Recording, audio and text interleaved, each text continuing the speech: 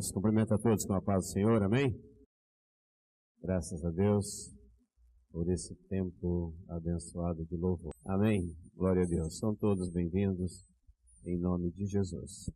Queridos, vamos ler a palavra de Deus. Eu convido você para abrir a sua Bíblia, o Salmo de número 73. Livro de Salmos, de número 73, versículo de número 25. Quem mais tenho eu no céu? Não há outro em quem eu me compraza na terra. Ainda que a minha carne e o meu coração desfaleçam, Deus é a fortaleza do meu coração e a minha herança para sempre. Os que se afastam de ti, eis que perecem. Tu destróis todos os que são infiéis para contigo. Quanto a mim, bom é estar junto a Deus. No Senhor Deus ponho o meu refúgio para proclamar todos os seus feitos. Amém? Lemos apenas o finalzinho do Salmo 73, mas eu queria recomendar ele como um dever de casa para todos nós, a leitura dele inteiro. Salmo 73 inteiro. Que você soubesse deste salmo, da mensagem dele, só de falar o número dele você já vem a saber o que o salmo está dizendo. Nós iniciamos um estudo aqui na quarta-feira à noite, os mistérios de Deus revelado aos discípulos. E aprendemos que mistério é tudo aquilo que é impossível à razão humana. Mistério é aquilo que está oculto, que a mente humana não pode, não consegue nem penetrar, nem entender e nem explicar. E o primeiro mistério que Jesus ensinou ao começar a contar parábolas foi da parábola do semeador que jogou a semente na terra, mas a semente que caiu em solo batido, porque o solo era batido, solo duro, ela foi comida por pássaros. A nossa mente vai até aí. Aí Jesus revelou esse primeiro mistério. Falou, sabe o que é isso? É a pessoa que ouvindo a palavra não entende, e porque ela não entende, não entra dentro do seu coração. E porque não entrou no seu coração, vem o diabo e leva ela embora. E nada vai acontecer nessa vida. A palavra não vai produzir.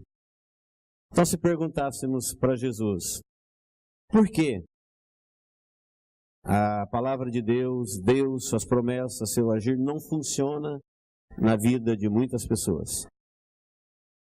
Ele vai dizer, está aí a resposta, tem a ver com a recepção. A pessoa tem que entender, entendendo, ela vai se introduzir dentro dele e vai produzir.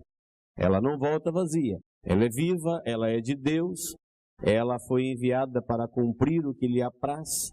Portanto, a nossa responsabilidade é sempre, quando estivermos diante da palavra de Deus, entendê-la, oferecer a Deus a nossa reverência, a nossa capacidade de compreensão, para que aquilo que está além da nossa compreensão nos venha por revelação do próprio Deus, que foi uma promessa de Jesus de revelar os mistérios, aquilo que está longe da nossa razão, da nossa percepção humana, ele revela quando nós estamos atentos a isso. Amém?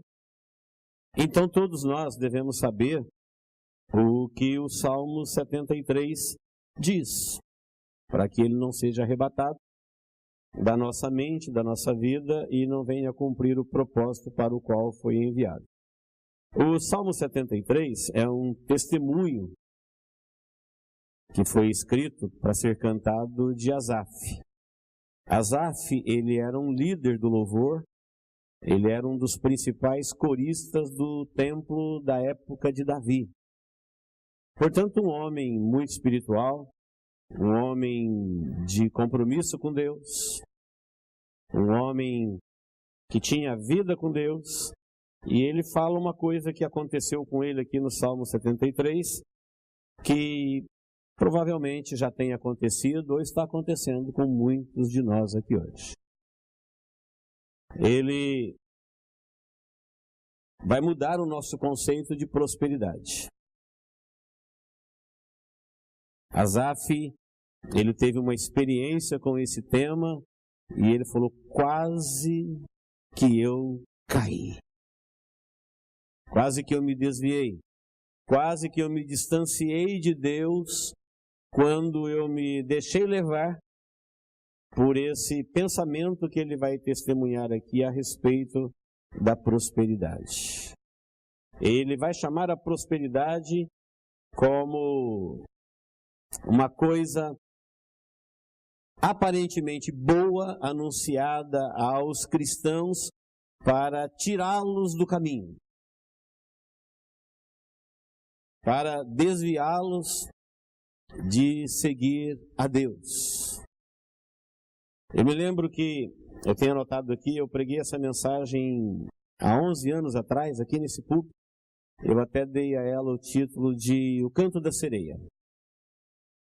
Por que o Canto da Sereia? Porque esse ser mitológico, metade peixe, metade mulher, lá na Sicília, onde ele nasceu, diz a mitologia que a sereia tinha um cântico suave e ela aparecia aos marinheiros quando faziam as suas viagens, e eles eram atraídos pelo canto da sereia para desviá-los da rota e chocarem contra os rochedos e naufragarem. O objetivo do canto da sereia, segundo a mitologia, é desviar do caminho, para criar destruição.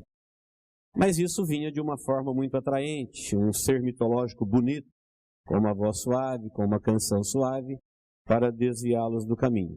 Asaf não vai falar do canto da sereia, mas ele vai falar do engano do diabo mesmo, como disse Jesus em Mateus 13, que quase tirou ele da presença de Deus. O Salmo, Asaf começa dizendo no Salmo 73, versículo 1, que Deus é bom. E ponto. Deus é bom para Israel, Deus é bom para todos os homens, Deus é bom, e quando alguém se interessa por Deus com um coração limpo, ele logo perceberá que Deus é bom. Mas depois de saber que Deus é bom, ele fala: quanto a mim, porém, versículo de número 3, ele falou: quase me resvalaram os pés, pouco faltou para que se desviassem os meus passos. Por quê? Porque ele começou a perceber que as pessoas que não servem a Deus são prósperas, que eles têm vida boa, são fortes, bonitos, saudáveis, prosperam. Enquanto que os que servem a Deus, que é o dono de toda a prosperidade, Criador e Senhor de todas as coisas, nem sempre experimentam a mesma prosperidade. Ele não fez nenhuma campanha, ele não pregou, ele começou a refletir sobre isso. Ele começou a perceber, ele olhou à sua volta e começou a analisar que gente que na concepção dele não merecia ter mais do que os fiéis, mas tinham. Prosperavam e, por prosperar, eles viam na prosperidade a possibilidade de viver uma vida diferente de como vivem todos os mortais. Então eles não participavam das canseiras, das obrigações, porque a prosperidade deles o colocava acima disso e eles terceirizavam isso. E por isso a prosperidade ela é tão almejada. E aqueles que almejam a prosperidade, às vezes inconscientemente, é isso que estão buscando. se livrar de alguma forma das responsabilidades de todos.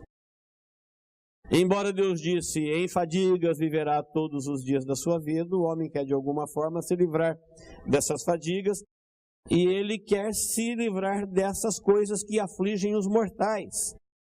E Asaf viu que daí, versículo 6 diz, os soberbos, eles se vestem de soberba, né, de violência, se envolvem com o manto, eles abrem a sua boca para falar besteira, para fazer besteira, eles falam contra Deus, eles falam contra a justiça, eles falam contra os céus.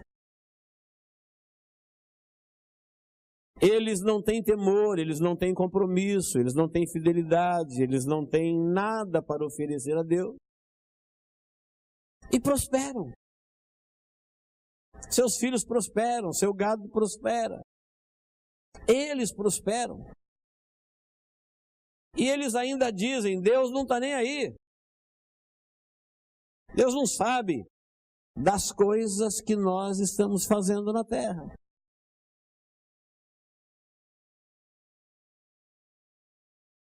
E Asaf se vê perguntando, por quê? Eu, sendo fiel a Deus, tenho que conviver com menos com gente que o afronta. Tenho que passar por situações que aqueles que não temem a Deus não passam, levam uma vida boa, do começo ao fim. Percebe até aqui que Asaf está nos ensinando uma coisa muito diferente do que as religiões pregam hoje. As religiões dizem assim para as pessoas, se vocês virem para Deus e servirem a Deus, vocês vão prosperar. E se vocês deixarem Deus, vocês não vão prosperar. Quem concorda comigo, diga amém. É a mensagem da religião humana. E se vocês forem fiéis à religião e cumprirem com suas obrigações, vocês serão prósperos, é uma garantia. E muita gente atende esse chamado. E depois isso nem sempre é verdade. E aí você convive com aquilo que a religião te diz e aquilo que você constata na verdade e parece que não é assim. Você percebe que tem gente que não tem a menor fidelidade, a menor responsabilidade, são gente que a vida deles é uma afronta a Deus e prosperam. E você às vezes que é fiel a Deus, procurando servi-lo de um coração limpo, sabendo que Deus é bom e que Ele faz sempre o que é bom, e você não entende porque Ele não te prospera, uma vez que a prosperidade é o sonho de todo ser humano. Eu acho que é o sonho de todo ser humano. Quem aqui não quer ser próspero, diga amém. Acho que eu acertei. Todos nós queremos. E não há nenhum pecado em ser próspero. Como também não há nenhuma bênção em ser próspero. A religião chamou para ela a responsabilidade de vincular a aprovação de Deus à prosperidade e desaprovação de Deus onde não há prosperidade. Mas isso é uma mensagem falsa da religião. Ela não se encaixa na vida de Cristo, nem na vida de Asaf, nem na vida da maioria de todos do Antigo Testamento, nem na vida da igreja primitiva e nem na vida de todos os fiéis a Deus. É verdade que Deus prospera e quando Ele quer, Ele prospera pessoas, mas as prosperidades de Deus nunca são para as pessoas, são para o reino. Porque Deus dá para todos igualmente e indistintamente. Portanto, quando queremos prosperidade, nós devemos saber que se ela vier, ela não é para nós, ela é para todos. Porque Deus dá para todos igualmente, em todo o tempo. Então, queridos, quando Asaf se vê confrontado na sua mente por essa reflexão dele, de que ele, sendo fiel a Deus, tem que viver com menos do que pessoas que são infiéis, e ainda eles falam contra Deus, abre a boca e a sua língua percorre toda a terra, Aí Asaf diz assim: por isso o povo de Deus se volta para eles como fonte de inspiração. O povo de Deus começa a mirar nos ímpios, nos arrogantes, nos antideus, nos seguidores de Mamon, ou ávidos por prosperidade, e vê neles um modo de viver. Porque eles tentam a Deus e escapam. E Asaf falou: eu estava indo para o mesmo caminho, mesmo sendo um líder, mesmo sendo um corista principal do louvor, do templo de Deus, numa época, em época de ouro, na época de Israel. Talvez ninguém soubesse isso que Asaf depois vai testemunhar na sua poesia, para ser cantada como o Salmo de Asaf. Mas ele diz: isso me arrastava e eu percebi que por ser assim, as pessoas se tornam de inspiração. E muitos querem viver como eles vivem, porque Deus não pune eles. Não acontece nada com eles. Já nós que somos fiéis, somos disciplinados, somos punidos, somos corrigidos. E ficamos como um filho zangado, dizendo: por quê? Se nós estamos querendo aquilo que o Senhor dá para todos, o Senhor permite que todos tenham. Olha que interessante. E é verdade, se nós formos francos, nós vamos ver que a razão que move o mundo, da existência do mundo, é a prosperidade. É isso que faz a grande maioria das pessoas viverem, é o motivo que eles têm para sonhar. É o motivo que eles têm para se esforçarem. Eles acordam com essa razão para acordar, eles dormem com essa razão para dormir. Essa é a motivação que move o mundo. Se não existisse prosperidade, eles não teriam por que viver. E como eu disse, a prosperidade, Asaf vai nos dizer que, como o canto da sereia, é uma canção para atrair gentios. Jesus vai falar lá em Mateus 6 que quem gosta disso é gentio. Vocês não sabem que o corpo é mais do que a veste? Vocês não sabem que a vida é mais do que o alimento? Vocês não sabem que quem é de Deus não precisa mais de prosperidade, porque em Deus existe todas as coisas?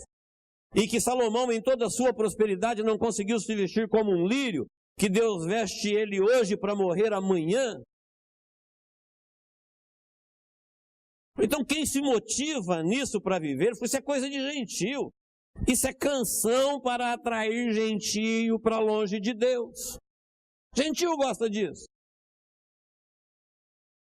Por quê? Porque o que motiva a vida de um gentio é prosperar, é melhorar. É de alguma forma se livrar das aflições dos mortais, das ocupações, das obrigações. Terceirizar sua dor, terceirizar seu fazer, terceirizar tudo aquilo que compete a ele fazer. Mas ele vê na prosperidade uma aliada para se livrar disso. E Asaf diz: e eles, os que vivem em função da prosperidade, fazem de tudo para alcançá-la. E diz: Deus não está nem aí. O Senhor não sabe nem o que a gente está fazendo aqui na terra. Versículo 11, ele vai dizer: como sabe Deus? Acaso há conhecimento do Altíssimo? Eis que são estes os ímpios, e sempre tranquilos aumentam suas riquezas. Com efeito, inutilmente conservei puro meu coração e lavei as mãos da inocência, pois de contínuo sou afligido a cada manhã, castigado. Ele está dizendo: será que valeu a pena me manter íntegro a Deus?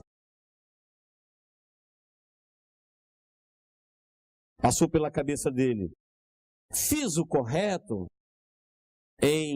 durante a minha juventude, a minha beleza, a minha força, o melhor da minha vida, oferecer a Deus a minha fidelidade? Será que eu fiz o certo? E ele caminha nesse raciocínio. E ele dizia, pois mesmo oferecendo a Deus a minha devoção, a minha sinceridade, a minha adoração, a minha existência, de contínuo sou afligido. Deus não o poupa da aflição destinada aos mortais, e a cada manhã sou castigado ou corrigido. Ele falou, se eu pensar em falar isso que eu estou refletindo, eu vou desviar os pés de uma multidão. Ele falou, só de pensar, só de refletir, ele já percebia o seu pecado que ele estava cometendo contra Deus. E ele viveu assim até o versículo 17, quando ele diz, até que eu entrei no santuário de Deus e atinei para o fim deles. Então, para você que já teve esse tipo de dúvida, para você que tem esse tipo de dúvida, por que Deus me pune? Por que Deus me corrige? Por que Deus abençoa a gente que não faz o que eu faço para Ele? Por que Deus permite a injustiça prosperar na minha vida? Quando alguém injustamente pleiteia contigo e vence. Porque as pessoas que não dão a mínima para Deus, pelo contrário, abrem a boca contra Ele, falam e pensam e vivem besteira e não acontece nada com eles. Asaf diz, sabe quando eu me curei? Sabe quando eu fui liberto? Quando eu entrei no templo. Quando eu entrei no templo, não apareceu nenhum anjo, nenhuma voz, mas na própria mente dele veio a revelação de Deus. E o Senhor o levou a pensar no final da vida daqueles que vivem longe de Deus.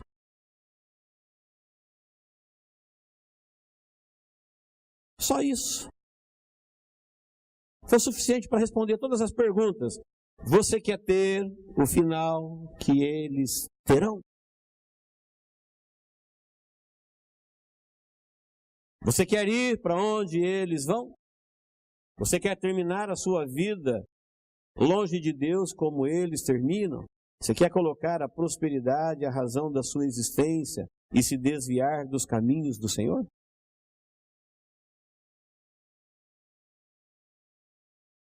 Quando eu fui para o templo, porque dentro, queridos, lá era o templo, hoje não existe mais um templo dentro do templo.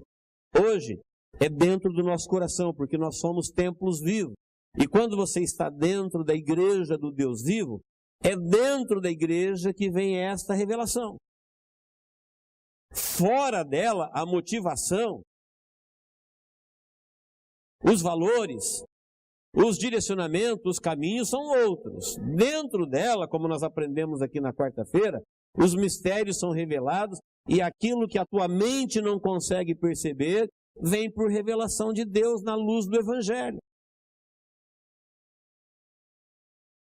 Então quem não está dentro, está fora, ele tem outras motivações. Quem está dentro e fora, fica neste conflito.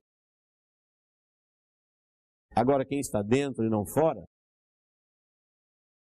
ele começa a perceber o porquê das coisas. Então quando eu entrei dentro do santuário, eu atinei, eu percebi, eu entendi, eu compreendi por que Deus permite assim. Por que Deus faz assim? Foi quando Deus mostrou para eles o fim deles. E que o caminho deles nada mais é do que um laço. É como quem seguiu o canto da sereia. É como quem deu ouvido a uma cantiga ou uma canção suave que atrai gentios. Ávidos, loucos por prosperidade. Gente que não quer saber de Deus, gente que quer saber de prosperar. e que Deus os permite andar por caminhos escorregadios, disse Asaf. E Deus deixa gente que diz para Deus claramente na vida deles: olha, o que eu quero é ser próspero e acabou. Não tem outra coisa que eu quero mais, não tem outra coisa que eu busco mais, não tem outra coisa que eu amo mais, não tem outra coisa que eu desejo mais, é isso que eu quero. E quando eles são decididos, firmes, convictos, Deus deixa ele andar por esses caminhos escorregadios, caminho de destruição, que eles que disseram por um tempo que Deus não está nem aí, de repente eles vão acordar como que de um sonho e vão ver que Deus sempre esteve aí. O tempo todo, eles é que não vêem. Que o tempo todo, ao mesmo tempo em que eles se entregavam em amor e em busca, em sacrifício pela prosperidade, eles ofereciam a Deus a sua rejeição, o seu descaso, seu desinteresse. Que o tempo todo, ao mesmo tempo em que eles se ofereciam para uma coisa que eles entendiam que era Deus para eles, eles rejeitavam Deus o tempo todo. Mas porque eles queriam muito, a qualquer custo, se matavam por isso, viviam por isso, sonhavam com isso, só pensavam nisso. Ofereceram a Deus a sua frieza, a sua rejeição, ofereceram a Deus o seu desinteresse por tudo que ele tinha para fazer, a oferecer. Estavam tão convictos que Deus os deixou. E até parece que aquele provérbio árabe foi tirado daqui. Tem um provérbio árabe que diz que algumas pessoas foram castigadas por Deus a ponto de possuírem apenas riquezas. Nada mais. Entorpecidas, embriagadas, elas viverão a vida. E Asaf é iluminado dizendo: olha lá no fim. Tem um fim, queridos. Existe um fim para tudo e existe um fim para todo. E quando chegar o fim, todos estarão lá. Porém separados. E como diz Isaías, de um lado você vai ver o horror daqueles que rejeitaram a Deus. Projetos falidos. E por outro lado, você vai ver a alegria, a maravilha daqueles que serviram a Deus fielmente e foram salvos por seu plano, por sua graça, não somente separados violentamente, mas em condições tão distantes no tempo e no espaço. Isaías diz: de um lado o horror e de outro lado as maravilhas de Deus. Quando isso? Depois do fim, quem estará lá? Todo mundo que viveu em todo o tempo, em todas as situações. Nós temos aprendido aqui que o tempo pertence a nós, mas quando acaba o tempo, nós vamos para a eternidade, que é onde não existe o tempo. E lá todos que viveram no tempo estarão juntos no mesmo momento. E o que importa, depois que acabar o tempo, depois do fim, é onde você vai estar. Se é entre os salvos ou se é entre os perdidos. E Asaf percebeu que aqueles que buscavam a prosperidade, eles se desviavam dos caminhos de Deus, que a prosperidade arrastavam eles para longe. E ele falou: eu fui me deixando levar por isso, quase fui arrastado. Por pouco, por muito pouco, eu fui embriagado com esse tipo de vida, porque estava sendo convencido de que Deus não está nem aí, é um salve-se quem puder, que Deus não está participando disso, que Deus não se importa com isso, e E assim como você não vê com os seus olhos, não percebe com a sua razão, Deus não deve estar nem aí mesmo. Ele disse, mas ele estava lá o tempo todo e ele permitiu que essas pessoas vivessem este caminho, porque este era o caminho que eles queriam viver. E porque eles queriam muito, Deus os entregou. Quem está me entendendo, diga amém. Então o tempo todo, quando você, na sua fidelidade a Deus, perceber isso que Asaf percebeu, notar a sua volta no mundo em que você vive, tudo isso que ele notou, isso já acontecia com ele. Ele falou, isso mexeu comigo e me levou a pensar, me levou a refletir, e só de pensar e refletir, eu me senti como um animal irracional. Quando ele entrou no templo, o Senhor fez ele ver o fim de todos, e que Deus estava cuidando dele, conduzindo ele, disciplinando ele, punindo ele, levando ele com menos. Já percebeu que Deus sempre conduziu o seu povo com menos? Quem já percebeu isso? Diga amém.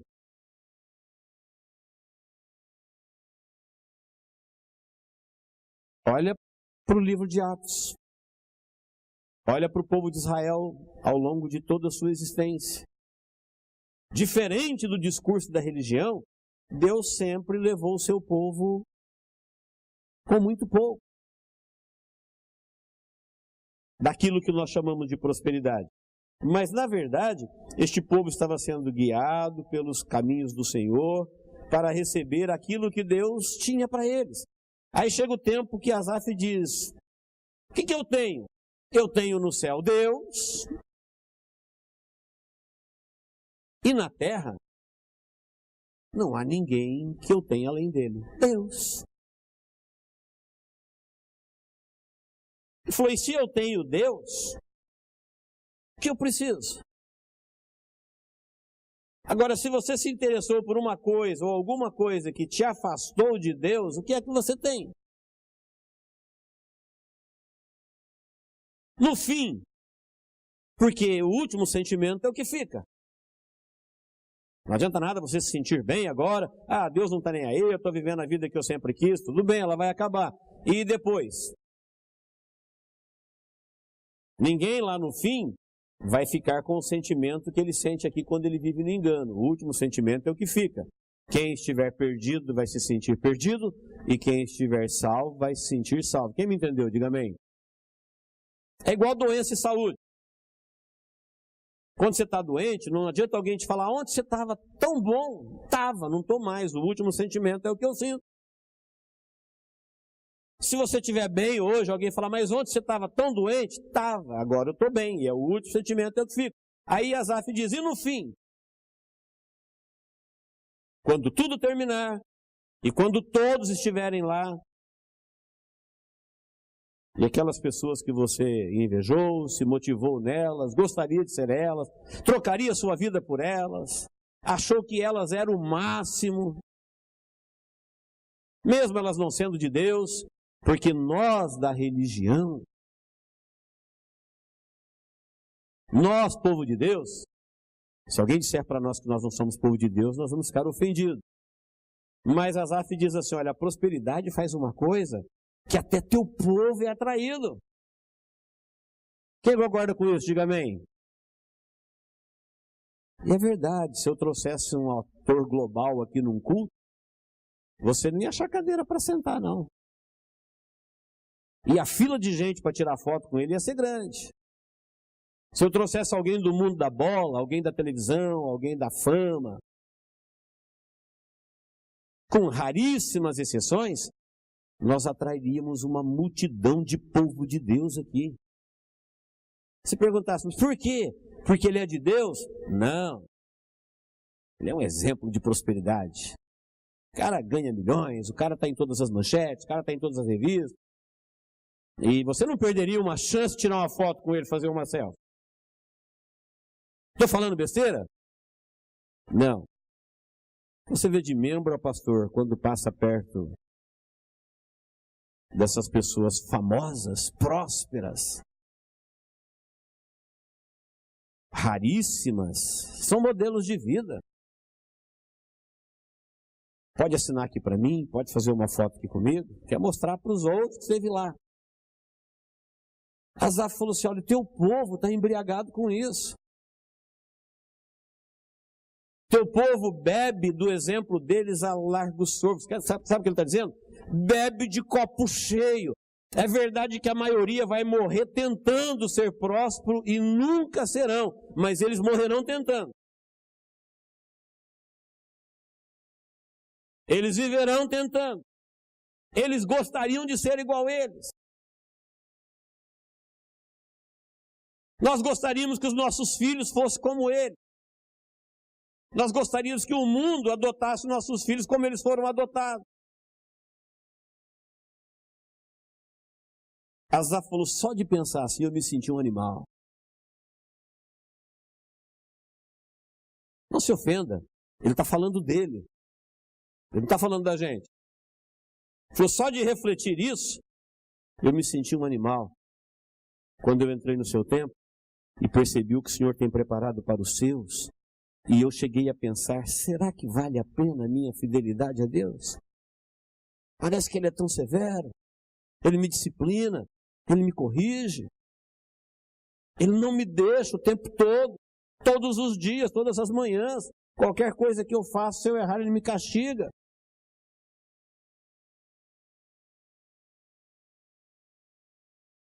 Ele foi de pensar e de refletir, eu me senti como um animal.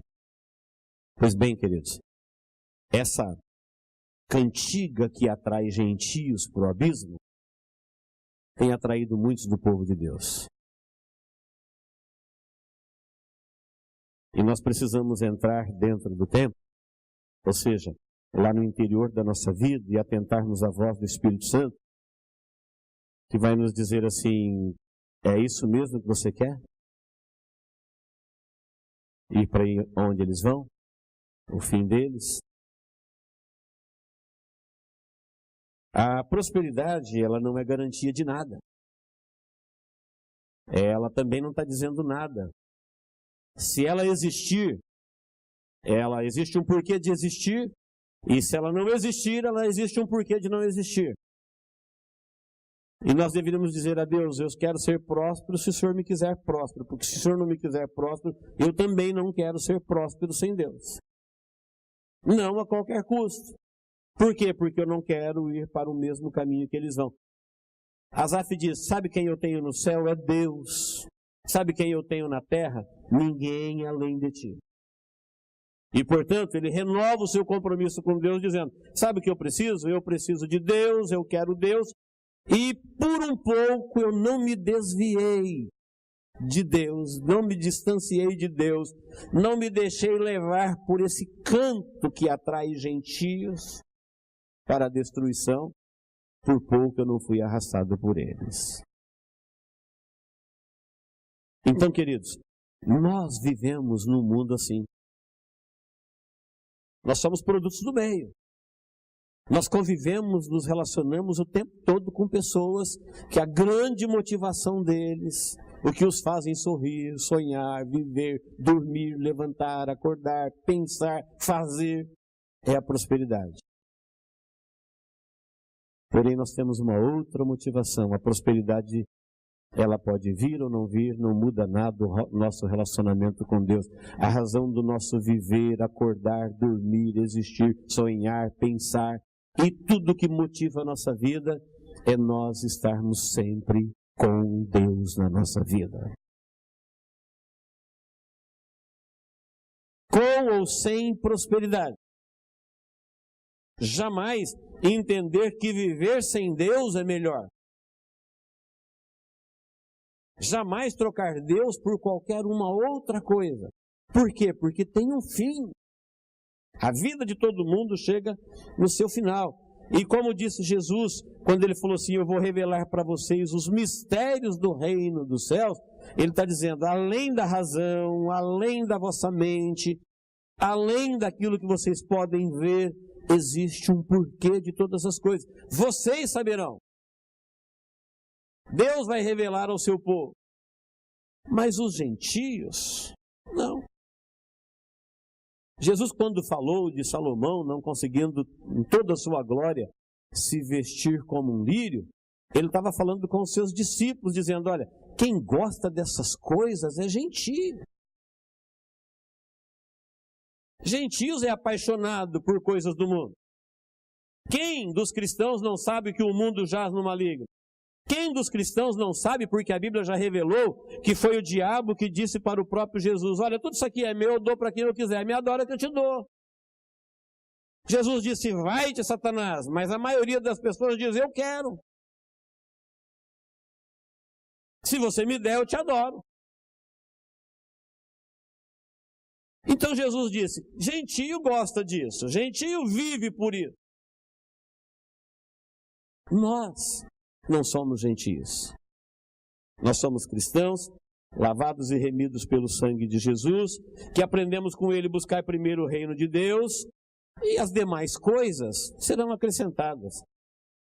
Quanto elas serão acrescentadas? De acordo com o rei.